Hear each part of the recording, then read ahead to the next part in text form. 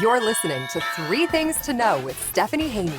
The people you want to hear from and the things you need to know in Northeast Ohio and beyond. Get in the know, stay in the know. Starting right now. Hey there, everybody. Welcome back to the Three Things to Know podcast. I'm your host, Stephanie Haney. Thank you so much for being here. I have a very special episode of this podcast for you today. And the theme of it is hindsight is 2020, and we are taking that very literally because we are taking a look back at the year that was. And who better to help me do that than some of my coworkers from 3 News, the people who literally report the news to you every day. So we've been talking about this every day for the past 360 or so days, just a couple more before we ring in 2021. Here's what we're going to take a look at today. We're going to take a look at the pop culture of the year and also COVID-19, of course, and how that influenced pretty much everything. We'll take a look at some major political milestones and also our nation's reckoning with social justice issues in some pretty major flashpoints that happened this year and why that might have happened. And while we're talking about these things, we'll talk about how 2020 might have changed us. And what are some things from 2020 that we actually want to bring into the future? Because even though it's been a challenging year, there are definitely some things that are probably sticking around here to stay. So without further ado, let me bring in my very special guests. I'm talking about my 3 News coworkers. First up, I welcome our main anchor, Russ Mitchell. Hey, Stephanie. Thanks for inviting me tonight. It's great to have you here. And then we also have our anchor, our morning show weekend anchor and reporter, Romney Smith. Hey guys, thank you so much. I appreciate the opportunity to share my thoughts tonight. And of course, our crack investigator, Mark Naymik. Mark, thanks for being here. Hey, thank you for having me. I hope everyone's looking forward to New Year's Eve, just a few days away to put 2020 behind us. You know what? I think that that's probably true for a lot of people. 2020 was quite the year. Definitely a lot of new experiences for a lot of us. Something that's happened for us, all 4 of us together, has been a launch of a brand new TV show, What's New at Channel 3, and we've all got to be a part of that. That's been very exciting. And then, pretty much right away, most of us went to working from home. Via my automobile, which I upgraded in 2020 so that I'd have a little more space. So I'm nice. Now, Mark, did you do that before going to work from home, or is that something that you had to adjust after the fact? You know, I transitioned to the car because the weather was good. We were working outside. It was good to be close to both the photographer and to be out there. This was, of course, before the pandemic really took hold in Ohio. So yeah, I upgraded to a slightly bigger car with a bigger back seat. And today I backed it into my wife's car. So there you go. I'm looking forward to 2020 being over. Oh no. It's very on brand, Mark. Very on brand for this year. Yeah. You got to take care of that office, Mark. So Mark and I were just texting about this the other day, the fact that now, since we came to the station in the end of 2019, we've now been working from home longer than we were actually in the studio. So that's definitely been a little interesting. I don't think many of us, particularly in news and lots of places, thought that we would be doing the things that we do from home quite the way we're doing them. But Romney, you've had an interesting situation. You've had a little bit of a hybrid because you do have to be in the studio sometimes. What's that been like? Yeah, so I never officially left the studio full time. So I always went in on weekend mornings, super early in the morning, around 3:30, to be able to anchor the weekend morning news show. But the other 3 days I was working from home in my apartment in downtown Cleveland. Now, it's like a lot of other people, I have a spouse that's also working from home.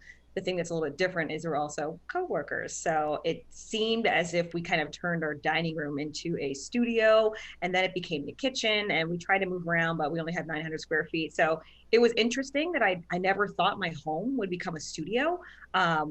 But we were both going live from home. So 3 days working at home, 2 days going in the studio. It was different. For a while, I was in the field when I was reporting.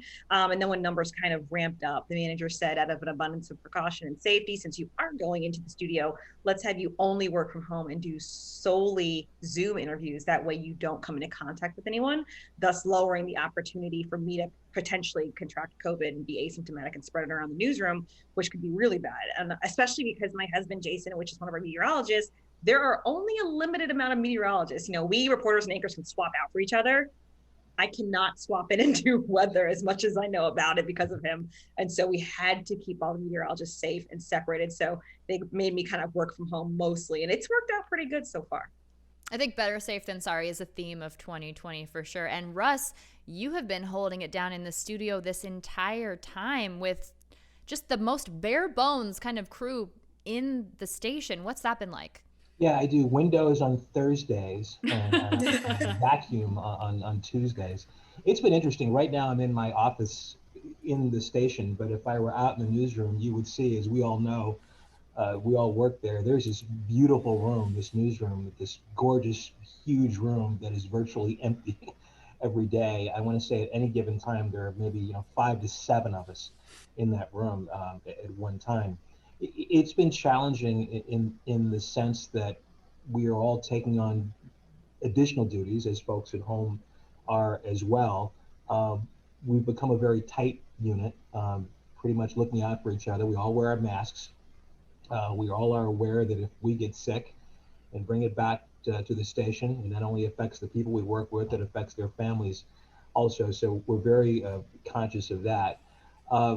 But it's been, it's been different. It's been a very strange in some ways. I'm not going to say this is a new normal or it's normal at all, because it's not. And I read a study, I guess it was last week, I don't remember who it was from, but it talked about how many newsrooms across the country are experiencing this thing where they're missing stories. I don't think that's happened to us yet. I don't hope it's not. But the thing you miss by not being in the station, by all of us not being there or being in the newsroom, is we don't have those casual conversations with each other. Hey, did you hear about this story over here? You may want to call this person. We don't have those anymore. So I hope that we don't fall in that category, but I can see how that's happening, because it's a newsroom. We're one unit. We're always having these discussions. We're journalists, and we're not having those anymore. So that's unfortunate. We totally respect everybody working at home and the challenges that you have, and Romney, your hybrid situation, and Mark, you being in the car, your new car, by the way, so that's great. And Stephanie, you being at home as well. We certainly respect that, and we miss you and look forward to the day when you come back to 1333 Lakeside East. I definitely miss it. It's been interesting. My producer has turned into my puggle, Harry Winston. So he sleeps on the job a lot, though, you guys. I'm just going to let you know that now. We've definitely... Yeah, Lenny's sleeping on the job while she's producing for you, too. There's nothing worse than a producer that just barks at you. You know what I mean? That was a bad pun. There's going to be a lot of those, just so you know. We've definitely found ways to entertain ourselves throughout all of this, though, staying connected the ways that we can. Mark, is there a particular thing that you've turned to for entertainment throughout this year? Yeah, believe it or not, I've really, 2 things I've chased on YouTube. One has been music, and there's been great music this year because of the pandemic. And I mean these special performances, even from Miley Cyrus, who, did a cover version of The Cure's Boys Don't Cry, which takes me back to my, college days.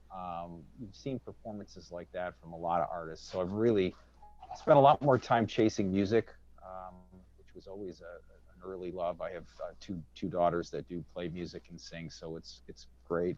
And also, dived into some of my interest in photography, because there is so much out there, and at night I'm not a big TV watcher, so this ability to dive into that. And of course, I do love news, and I really have enjoyed some phenomenal reporting, both on the COVID, the politics, the social justice, all things we're going to talk about tonight. The places that can go deep, whether it's the Atlantic and Washington Post. New York Times did some phenomenal work with what they now call video forensics, where they really take multiple cameras from different protest scenes to, where we've had shootings, and they can deconstruct, and some of that's been really fascinating to take that time to look at. So I have more than enough to do and chase with interest. So music, video, photography has probably I've grown this year in that, and that's definitely a silver lining. I think that's true for a lot of people. We've seen a lot of people really diving into those. I don't know if you would call that a hobby, because that's actually a big part of what you do as well as an investigative reporter with photography and those kinds of things. But a lot of people really diving into those interests. And you mentioned the music. Can we talk about TikTok for a second? What a phenomenon that has become. Mark Naymik is huge on TikTok. I just wanted you to know that. Yes. I'm telling you secrets here, but yes.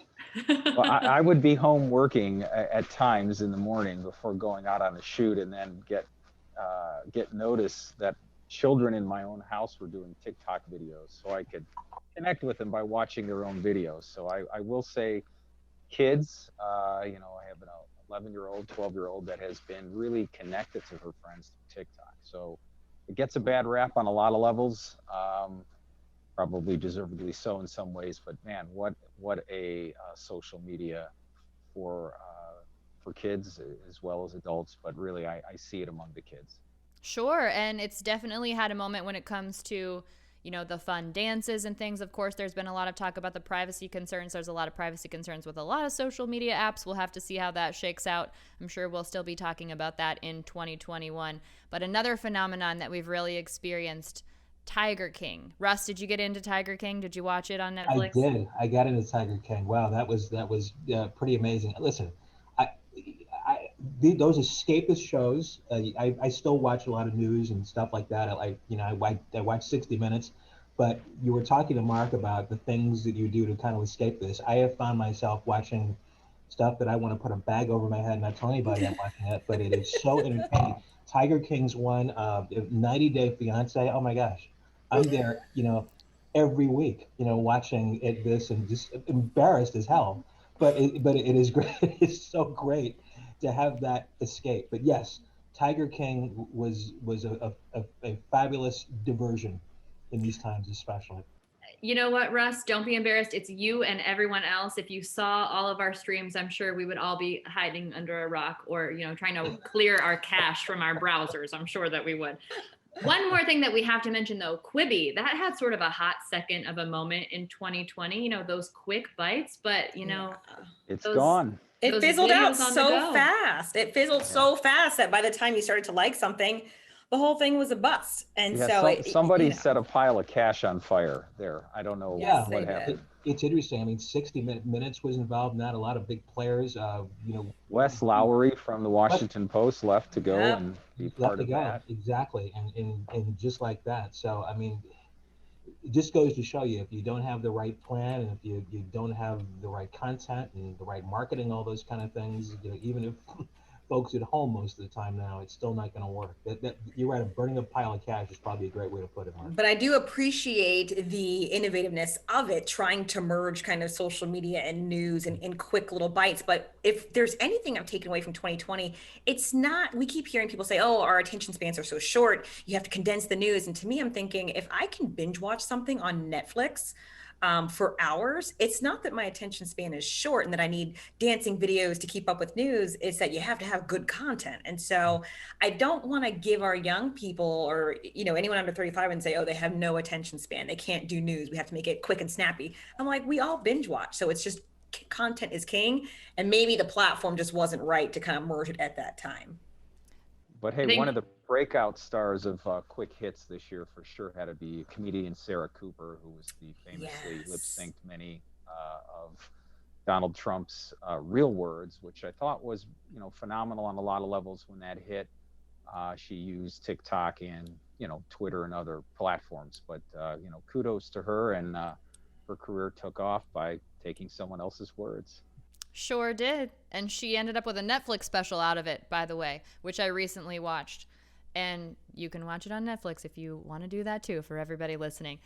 Romney, something that you mentioned earlier is definitely something we've all gotten very familiar with, is Zoom. The Zoom machine. We have, I think we've learned in 2020 that every meeting could have been an email. And now every email seems to be a Zoom. Literally. I mean, sometimes you just wonder, like, can we just Zoom for a second? No. Can you just put it in the email? My camera's off for a reason. I don't want to see your face in the morning meeting we had when we first started. I had never used Zoom before. My mother, who's been working from home for 8-9 years now, she's been using it. So I felt late to the game. But morning meetings, we all started off dressed up, makeup on, super excited. Everyone's camera was on. 2 months later, you see my name. That's it. My hair is probably still wrapped up, but I'm taking notes, so I know what to do. But I think you start to learn there are a lot of meetings that could be emails, and it was good for about a month or two. And then you have those days where you literally have 6 to 9 Zooms, and you're thinking, why am I Zooming you for 15 minutes? Like, that's not necessary. And so make it an email. But it was kind of funny, and I just wish I had invested in Zoom because my debt would be gone.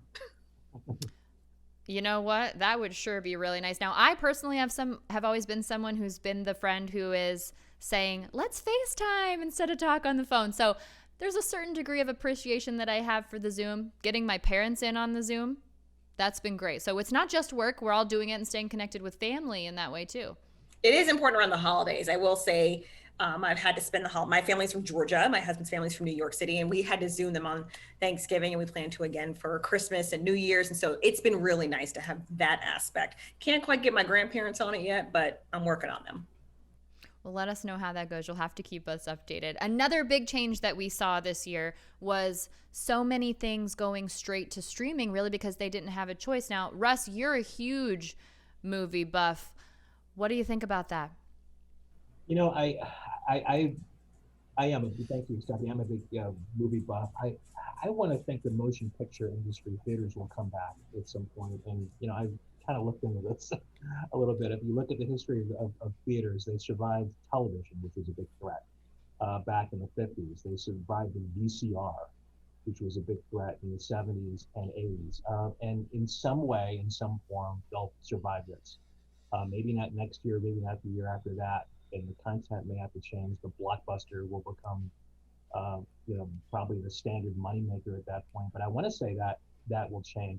I like watching movies at home. I mean, that's great. It's certainly convenient, but there's nothing like going to a theater. This summer when Tenet came out, of course, in the height of everything, and I went to see it in a theater, and the theater was clean. They disinfected everything, and you just forget what that experience is like. And these movies are not made to be seen on your phone, on your iPad, or on your TV screen, no matter how big it is. It's fun, it's convenient, and all those kind of things. But I don't think anything will replace the theater experience. And I certainly hope, and I do believe that theaters will come back. It's going to take a while, but it's going to happen. Russ, you could always spill some soda on your floor and make it sticky, kind of make it feel more like a theater. I could do that. Thanks a lot. A lot of things I could have. I could put people talking behind me. Yeah. I could put on something just to, simulate people, talking and irritating me in the theater as well. But there's just something about sitting in there, in that theater and this huge screen in front of you, and the experience with other people. That I certainly enjoy. But again, having said that, going back to what I talked about earlier, I binged a lot this year. Netflix has become a big part of my diet every day. But hoping theaters will come back safely. I'm with you on that, Russ. That's been a big thing in my family, having lived far for a long time, just recently moving back here, coming back and going to the movie theaters with my brother, my dad, that was a big thing. And passing our Jeremy bucket of popcorn back and forth. I hope that it's safe to do that again soon. But there definitely were some endings this year. So let's talk about some of the things that we saw end in 2020 that we maybe weren't expecting. Prince Harry and Meghan Markle stepping down from their royal duties, moving to Los Angeles. We have our own sort of version of the royal family. Some people might disagree with this, but Keeping Up with the Kardashians coming to an end after 20 seasons and 14 years. Romney, you're happy about that? I stopped watching so long ago, but I'm one of those people that at first was just fascinated because they were famous for nothing. And so I watched to see what the content was, since they didn't have any skill set. And it was an interesting business model to just be paid to be yourself and dress up and go to parties. And so I thought it was interesting, but I quickly turned to other content.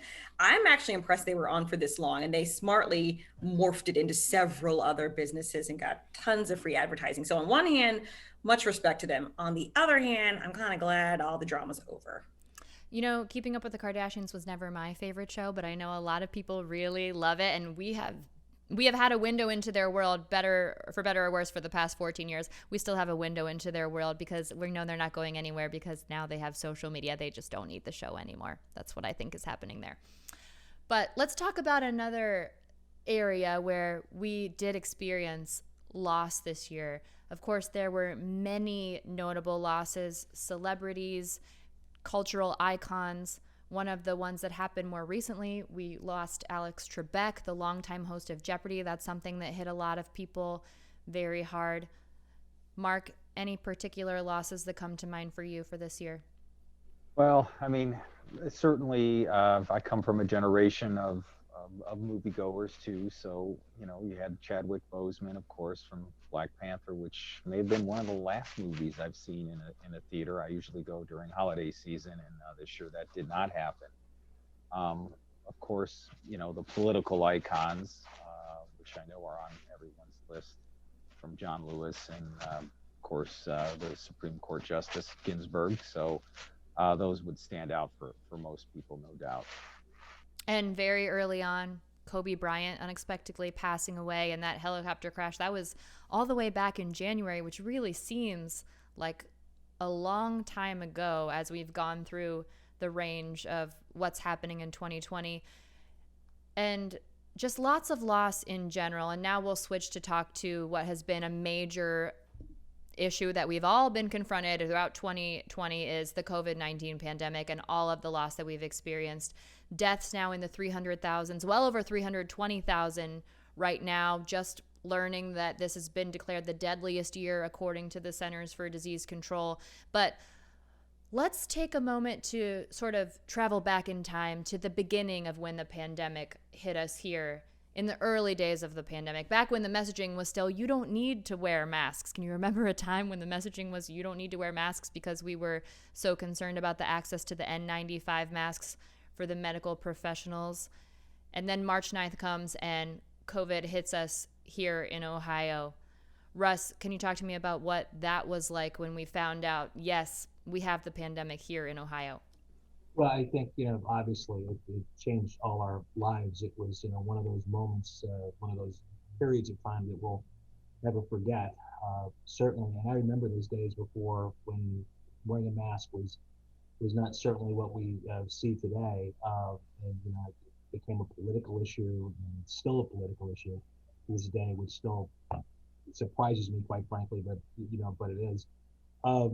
I can remember my birthday is the end of March, and I can remember, you know, being here. We had already, at that point, the station had already sent a lot of people home. And I remember being here that day and just thinking, gosh, how long is this, you know, this going to last? How long are all my colleagues going to be gone? And someone, one of our colleagues, Chris Mizell, made a little, he made a little banner for me. It was a picture of me with a mask on with a birthday cake. And I remember thinking, this is how I'm going to remember this birthday. And since then, we all have had milestones in our lives that we've had to celebrate during these times. I'm not going to speak for you guys, but I'm going to guess, like me, you know people who have had this. I personally know 2 people who have died from it. I find that when I have conversations with people who have not been touched by this in some way, they don't quite understand. At least some of them don't. They may not quite grasp how serious this is, no matter how many times we've told them on TV that it is, no matter how many times that Dr. Fauci has told them it's important. They don't quite get it, and that really saddens me. And I hope, even though we have a vaccine now, that people stay on top of this and don't get crazy and don't do things that will make this even worse as we go forward. But yeah, it's those early days, Stephanie, certainly we couldn't anticipate that we'd still be in this situation all these months later. I don't think we could ever have imagined how big and how close COVID would get, because Russ, you'll probably remember, in those first couple of cases or rumored cases, we sent a news crew down to Oxford, Ohio, to Miami University, because there was a suspected case, and in some ways, you look back and it was weird. We were chasing that first case, or other reporters were sent out to go to a place of business where someone may have had it, and then just think about that tidal wave of cases now that they're all around us, that's not even the story, the individual case. It's now en masse, and it is about, how do we live with it? That is the story now, especially when you see, tens of thousands of cases per day. But that is what I remember, is us chasing some of those first ones. And then all of a sudden, the story changed because it was just everywhere. Yeah. I remember actually, I got married at the end of February and thinking this is going to be the best year ever. And I realized it was a whisper, something happening in China when we left for our wedding. On the honeymoon, we were international, and when we flew into Bogota, Colombia, everyone had a face mask on, and they kept looking at us like we were the dumb, ignorant Americans who didn't care about the virus. And we kept thinking, what are you talking about? It's in Asia. And then we flew to Brazil. Again, everyone, airport employees had masks on, and we kept thinking, well, maybe it's in South America. We don't know what's going on. And by the time we got back to the United States, South America, they were in the know. They were protecting each other.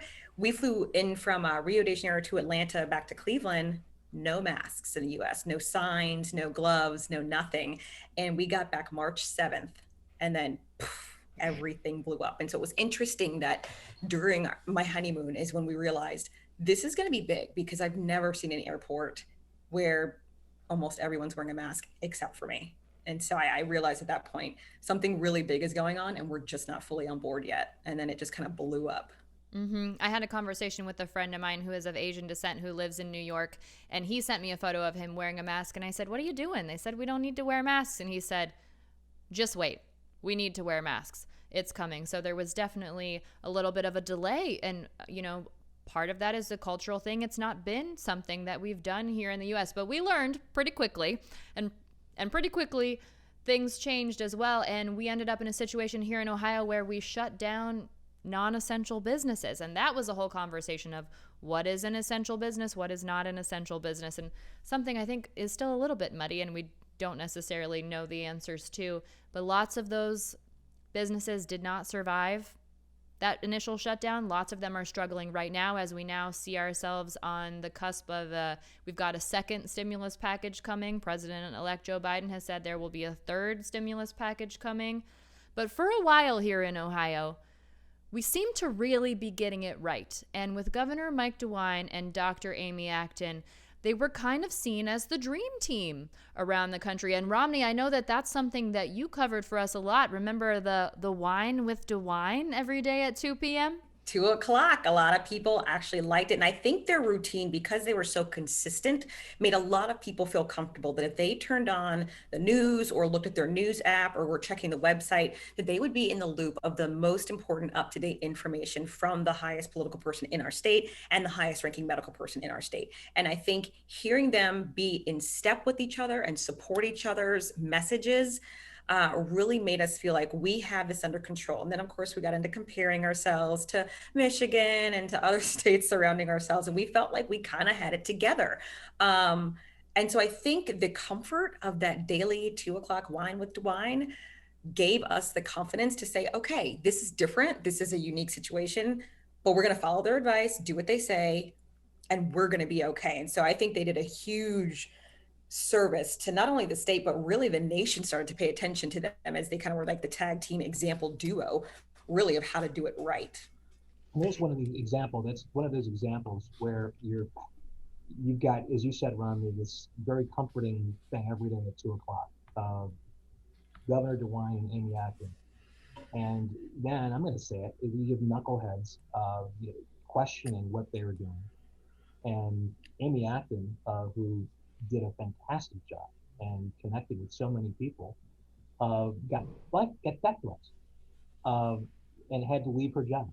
And then they offered it to someone else, and they didn't take it. Then they offered it to someone else who did take it, but heard about the death threats that Amy Acton got, and then wound up backing out of it. So this is one of those situations where you're right. You had this very comforting thing. You had these people working incredibly hard on this, who were connecting, but you had that political part of this that still wouldn't believe it, and really put the brakes on that to a large extent, I believe.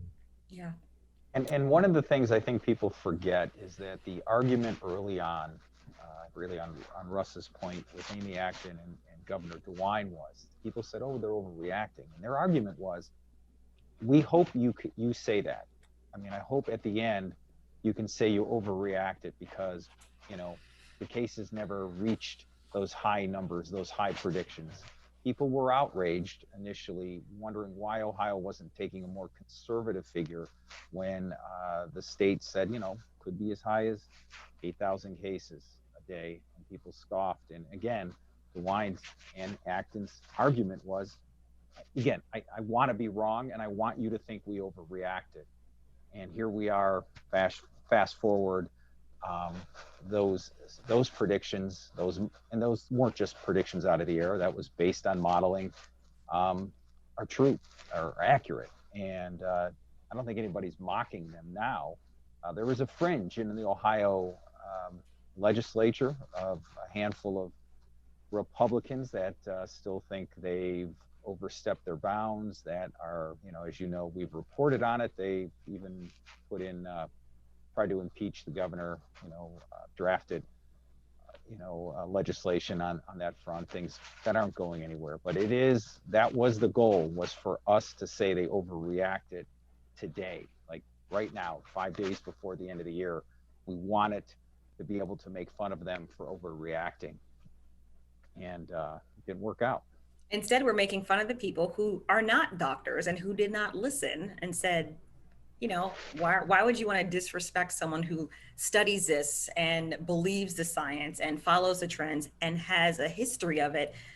And so she knows what she's talking about. And so I think at least I don't hear people saying it's, the flu's more deadly anymore. I mean, sadly, yeah, unfortunately. But, that argument died about 9 months ago. Well, it's interesting, karma being what it is, and Stephanie, I don't know if we could use that language on the show. Someone said, karma being what it is, a lot of these people who were naysayers at the beginning wound up getting coronavirus. Yeah. You don't wish that on your worst enemy, not, sitting here and finding any glee in that, but just the karma and the irony of that, is another thing that I think we're never going to forget. Absolutely. And of course, these things, don't exist in a vacuum. As you had mentioned, Russ, Dr. Acton was forced to step down in part because she was getting death threats, but she also then later told us in an interview with the New Yorker just a day before the presidential election that she was concerned that she might not be able to sign the kind of health orders that she needed to, and she might have to sign health orders that she thought violated her Hippocratic oath to first do no harm, because of those situations where the people just weren't listening to the science, weren't listening to what was going on. And now we fast forward to today, present day, as we deal with this pandemic here in Ohio. We're under a curfew that's extending through the end of the year, that 10 p.m. to 5 a.m. curfew. And you still have people that are debating it by asking questions like, can COVID-19 tell time? Sort of missing the point that it's not about it being after 10 p.m. It really is about it being a limitation on the people that you spend your time with and the amount of time that you're spending with those people, according to what the doctors are telling us. And as we see the light at the end of the tunnel, though, because we now are in a situation where we've got 2 vaccines here in Ohio, they've got that emergency use authorization. Mark, I want to ask you, are there any things specifically that you have seen throughout this pandemic that you think might stick around? Yeah, one, I do think these meetings, we realize that we can work from home and connect. I think you're going to see businesses do that. I think it has a huge ripple effect from office space downtown and what that could mean. I think masks are here to stay. Because we don't know yet whether a vaccine will eliminate this. Will we need one every year, every 2 years, every 3 years? I think you'll first see it on airlines. I think they've already talked about permanently requiring masks, or at least going forward. No one's talking about taking them out. Those things will happen. I think business models, particularly around restaurants, some may stay takeout only. You're going to see a boom probably in drive-throughs. I think you've already seen the winners and losers, the winners being with drive-throughs. I'm hearing national chains talk about how to convert to that. So we could do a whole show just on that, but those are some very obvious, but also very upfront changes that I think are going to be here. What about some things that we know are sticking around? Something that's been legalized this year: to-go alcoholic beverages. Yes. Romney, I know, coming from the South, that's something that you have already had experience with. Look. Okay, I used to live in New Orleans where we had open container laws, and I moved to Cleveland from Savannah, Georgia, where we also have open container laws because we just like to walk around with our alcohol, and we get more people to come to sporting events and different events downtown. And so for me, it's normal to be able to buy alcohol to go. I like that. In the South, that's our jam. Don't drink and drive. I have to say that. Okay. So for me, I think it was a way to enhance downtown. And I kept thinking, we're doing this during a pandemic. Of course, that helps our bars and restaurants, right? Because they get to tack on the alcohol charge if you buy it to go, pending that they had a sealed way to prove that they gave it to you in a container and you did not open it prior to getting home safe. And I thought, if the governor extends this after the pandemic has died down some, it will still continue to help those businesses. But then also when sporting events and when music events and when big things like the draft come to Cleveland and downtown, it will help more people be able to visit their bar, but then walk a few blocks to the main attraction. And so I think it does help, pending you have responsible adults. There are I'm gonna be the wet blanket on this one. I think it's very unsatisfying. Obviously, the takeout is not a replacement for being in that warm space. As Hemingway once said, a well-lighted place. There's something special about that. I think we do miss that gathering. No, I'm with you. It's not a replacement. When we can gather again, I know. When we can gather again, no one's going to care about to go around here. But I'm just saying, it's nice to have. I miss it. It's nice to have. Well, I'll tell you what, being a bit of a germaphobe myself, I won't be sad to never have to shake somebody's hand again. I'm just going to say it. If we're strangers, I don't need to shake your hand. I don't need to give you a high five. I don't need to fist bump you or any of that. We could just wave. That's totally cool with me. Russ, is there anything that you would be happy to see stick around? Oh my gosh, no. No, that's fair. That is fair. Honestly, not that off the top of my head. I take that back. I do think that, and part of our jobs, and I enjoy doing this. So we do events, all the time. You do events with hundreds of people for organizations at various, hotels around the city, and those are always fun to do. I think this has taught us that you probably don't have to do that. If you're an organization, you don't really have to. There are ways around that. You can figure out ways to do that. And I've done a number of, just like we're doing here on Zoom, where they've been very, very highly produced. And the organizations, I'm told, have raised as much money as they would have raised otherwise. Some have not. But I would, as we move forward, if I'm an organization, I'm probably going to look at doing things this way a lot more, because it's probably cheaper to put on. It's easier for the participants as well, of which I am a part of, as we all are. So that's one thing I would like to see stay, as this comes to an end. But I'm with you on eating in restaurants. I miss that. I miss going to a restaurant and sitting down and eating and having that entire experience. And I agree with you. When this is done, we're not going to be doing takeout anymore, or it'll be very, very rare. But Romney, I appreciate what you're saying. It's nice that the option is there. Yeah, I appreciate it. One other thing that I'm really going to like that sticks around as a result is all the extra cleaning. I think for a while, first with just washing your hands, right? When the doctors were saying you have to wash your hands with soap and water for 20 seconds. And I kept looking around thinking, well, my mom's a nurse, and so I grew up knowing that. But a lot of y'all were 3-second hand washers, which is gross. But now we're all up to 20 seconds, which is good. But then all the businesses and restaurants who say, we now spray, we now wash. I was thinking, what did you do before? Ew. So I'm glad that the extra cleaning protocols will hopefully stick around after the pandemic. Yeah, I spent a lot of my life working in restaurants. I'm going to tell you, there was a lot of using the same washcloth to wipe off the chair and the table. I'm not going to claim that I did it, but I definitely saw it. I'm also not going to say I didn't do it. As a former bartender, you clean glasses by just dipping them in sanitized water as fast And as then, you can. Clean water and out. Occasionally that lipstick would get missed and would get passed on, but anything that makes things cleaner.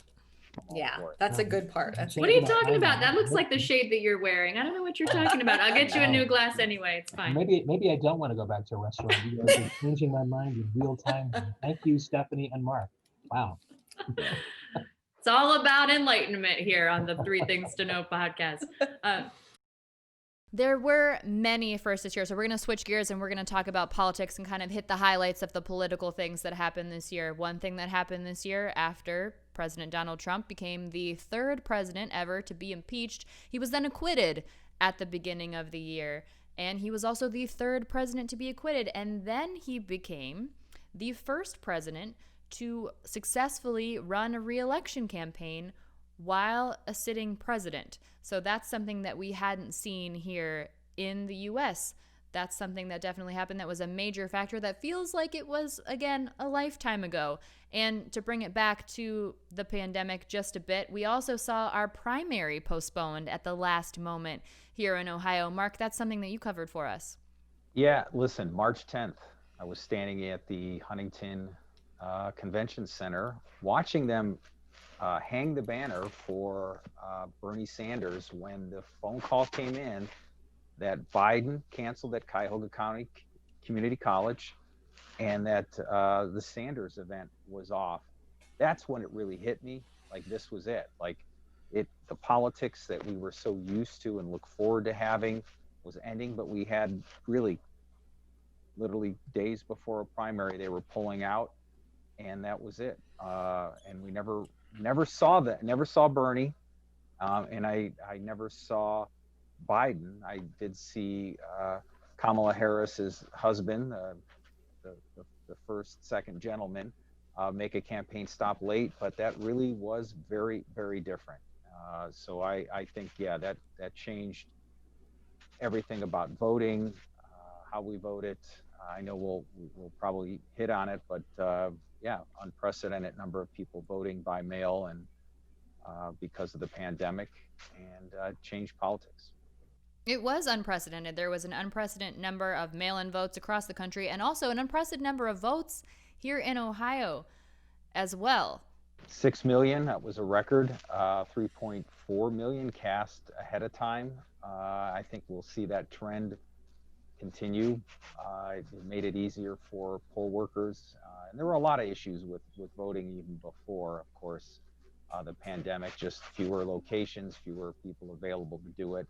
Safety concerns really drove that. Schools no longer wanted people coming in and out, but that was certainly the early voting would mark our primary, and the lack of candidates, though I did see President Trump 3 times in Ohio, because he still held large rallies, usually on tarmacs of regional or small airports.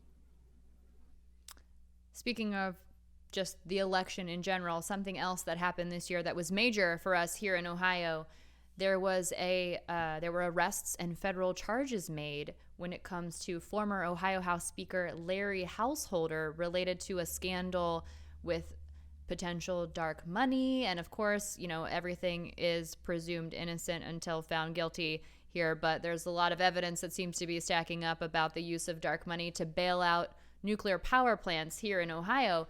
And with all of that going on in the backdrop, Larry Householder ran again for re-election unopposed and was re-elected. So he is now in the Ohio House. So he'll be sitting in the Ohio House as that plays out. He has, of course, pleaded not guilty to those charges. So we will have to see how that plays out. But also, leading up to the time of the election, very close to the election, that was when Justice Ruth Bader Ginsburg died. Romney, talk to us about that. I mean, so many people were devastated by her death. RBG had fought cancer a couple of times, I believe before. I think this was her third bout of cancer. And so we know that she was very liberal. We know that she dissented all the time in her written opinions. And I think what struck a lot of people is that she requested, both while she was alive, she requested that her seat not be filled until after the election. And I think a lot of people thought, wow, one, that says she knew that the end was coming, and two, she understood the weight of her position. Of course, we only have a small amount of justices, but she understood that if the election were to flip from a Republican president and vice president to a Democratic president and vice president, it would likely go to someone else who was liberal. And I believe that she wanted her legacy to continue. And so seeing that loss and seeing how the bench changed, and that we did get Justice Amy Coney Barrett into office, I mean, it does change the makeup of the Supreme Court, and we're still waiting to see long-term results of that with different cases. But I think RBG saw so many people in an outpouring of support on social media from not only celebrities, but people in the law field, elected females. And of course, now you've got the vice president-elect even, who is a female, saying she had an incredible impact and influence on them. So her loss was very strongly felt throughout the whole country. It was, and as you said, then Justice Amy Coney Barrett was confirmed very quickly. It was a topic of much debate, the fact that Republicans had blocked former President Barack Obama from putting a nominee forward. They refused to take a vote on that. A lot of people saying, well, if he had been the party in power, then things would have been a bit differently. So the reality is the president is well within his rights to nominate someone. The Senate is well within its rights to hold a vote. But a lot of debate about the fact that they chose not to hold a vote and act in the past is what made that such a huge conversation this year. So regardless, Justice Amy Coney Barrett was confirmed. She was nominated on September 26th. She was confirmed on October 26th, which, by the way, only 2 Supreme Court justices have been confirmed more quickly than that in the last 50 years. And it was her nomination announcement event that many said was the White House COVID super spreader event, which may have been where President Donald Trump himself contracted COVID-19. It's just a wild political year. So wild. It has been a wild year. And so he contracted COVID-19. He was able to recover. He got experimental therapies to recover. But as you said, Mark, didn't stop him from holding those large rallies where we saw a lot of people not wearing masks. Yeah, the only people wearing masks typically were the ones behind the president that would be on camera, and I'm sure many viewers may have picked up on this, but they actually didn't have the masks on until the event started. So a little bit of stagecraft there, and that's typical of the candidates. But I think to wrap this portion up, I mean, you have to remember President Trump was very, I guess, on point early on when he won the election and said, you know, the spoils go to the winner. And so people can debate all they want about Supreme Court justice appointments and timing, and, you know, but that is the reality. You win the White House, you get the privileges that come with it and the power. And, you know, plenty of President Trump supporters believe he was a gold-plated vessel for the Republican Party platform. And you could see that in appointments to judges, first and foremost, environmental and regulation changes, tax policy. So you have to look beyond the president. But this, you know, this year winds up his presidency, but it could be considered very successful by many people who believe he was a vessel. You know, whether you liked him or not, he succeeded in some things that that platform wanted. And as you said, Mark, to the victor goes the spoils, and we do have an incoming president-elect. That is President-elect Joe Biden, and with that comes Vice President-elect Kamala Harris. Russ, talk to us about some of the historic firsts that come along with this ticket entering the White House. Well, I think from personal experience, when I was a kid, I told this story on the air once. When I was a kid growing up in Rockville, Missouri, and I'm going to guess there were 4 of us, two of you have not spent a lot of time in black barbershops. I'm just gonna guess. Just gonna throw that out there. I And have for not. various reasons too. Okay. Okay. Right. All right. Okay. Yes. Fair point. Fair point. Mark is bald, by the way, for the people listening. There you go. There you go. But as a kid, I could remember the adults having these arguments. I'm talking about the 60s and 70s. Adults having these arguments. There'll never be a black president. It's never going to happen. It's not going to happen. My lifetime or yours or whatever. And as a kid, you just kind of sit and you listen, and you take it all in. And then, of course, in 2008, Barack Obama's elected, and I go back and go, gosh, I wish those guys who were in the barbershop years ago were around to see this today. And I think about my own kids. They will not grow saying, I wonder if there'll ever be a black president. Now I have daughters, so with them, and one of them is black and South Asian, just like Kamala Harris. And she and her sisters will never grow up thinking to themselves, I wonder if there'll ever be anybody who looks like me. It's going to be the vice president, who has a chance to be the president. That's never a question they're going to have to ask themselves. And whatever your politics are, I think that you have to look at something like that and go, that is an amazing thing. That is just, as an American, that's just a thing that's got to make you feel good. Again, it wouldn't matter to me if Kamala Harris was Republican, Democrat, Whig, whatever. It wouldn't matter. The fact that what she represents to so many people is, I can do that. I think is just amazing. And again, I see it personally with my own kids, and I hope they understand it as well.